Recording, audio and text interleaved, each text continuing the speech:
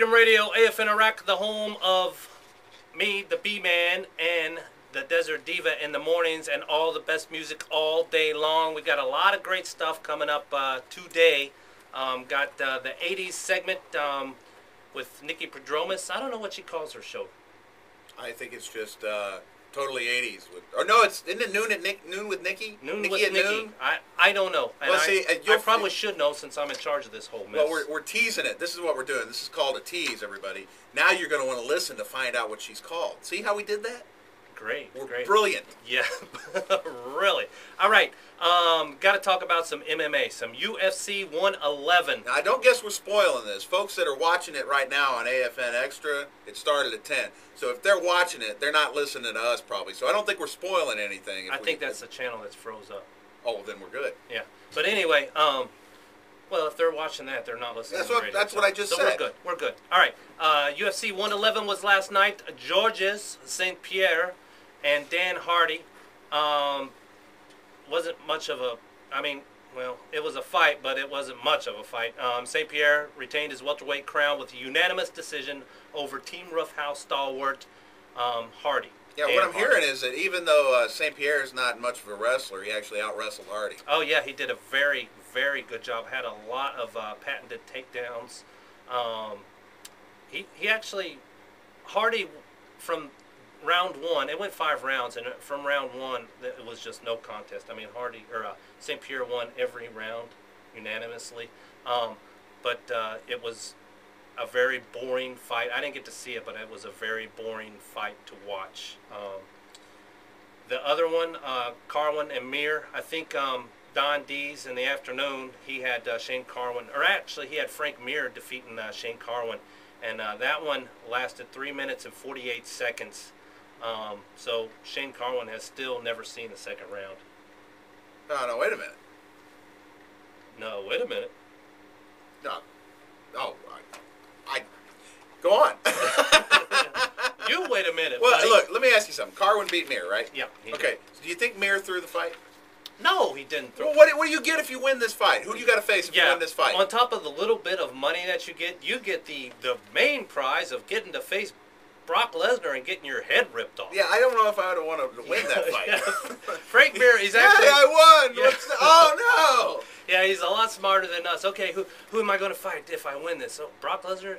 Shoot, no, I'm out of here. I got to tell you, I saw Brock Lesnar in person once. He was driving, you know those big Chrysler LHS cars? Uh-huh. He looked like he was sitting in a clown car. His knees were up on the dash. His elbows were inside his crotch trying to hold the wheel. It was the freakiest thing I'd ever seen. The guy's a beast. He is a huge man, and actually, we know a guy that actually wrestled him in high school. Oh, really? Yeah, wrestled him quite often. His high school always wrestled him, you know, as one of those yearly things. And guy that actually was in his weight class and wrestled Brock Lesnar, never, ever, his whole entire high school career scored a point against Brock Lesnar. I don't doubt it. I mean, the dude is an animal. He's a beast. I mean, and he's a legitimate animal. Yeah, and he was sick. I don't know what he had. It was mono or something. I don't know. And who cares? The point is that even in his hospital bed, he could probably rip off both foreheads. I mean, you know, a lot of people think, oh, he just came out of pro wrestling. People forget that before pro wrestling, this guy was an NCAA national champion. Yeah. You know how hard that is? Exactly. And then he went You got to, like, work out and stuff. He went to World Wrestling Entertainment after the high school thing and college thing, and he tried pro football for the Vikings. Yeah, and now he's... And when the Vikings cut you, that's pretty bad, though. Now he's ripping people's heads off on a daily basis. I think he's happy. With UFC. So, yeah, he should be happy. And he's great to watch. I mean, he's really entertaining because his fights don't last very long. But, man, he's just an animal. So if you were Carwin, knowing now that you're going to have to face the Beast... I would retire. Would you retire? I would. Pull like Costanza? I'm out! I'm on top, I'm out! There is no way you could get me to crawl into that ring with Brock Lesnar. Not even for $1 million? Well, maybe no. Not even for a Scooby snack?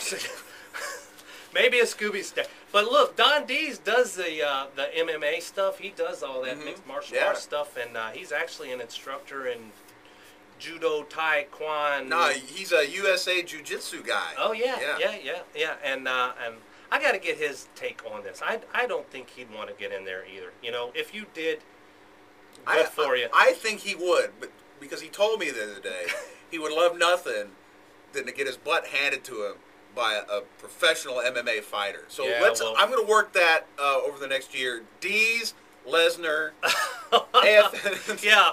Can we get that over here in Iraq? Let's get D's v Lesnar. Yeah. UFC negative started. 0-1. It started as a studio prank that grew into something else. All right. So anyway, that is your MMA news, and that is out the window. All right. Coming up later on in the hour, we have a little bit of Agent Zero. I'd like to see Agent Zero get in with Brock Now Lesnar. that would be so. Yeah. Except he'd bring a gun. Yeah, I don't think it would phase Lesnar. but it wouldn't be loaded. Oh no, it's just for practice. Yeah, It's a just practice for- gun. just for He only practice. brings those to practice, like Sammy Sosa with the corked bat. All right, coming up, we got some Agent Zero. Stay tuned, and we'll give you some updates on the Don D's Brock Lesnar fight coming up, hopefully within the next year. Freedom Radio, AF in Iraq, the cheap seats.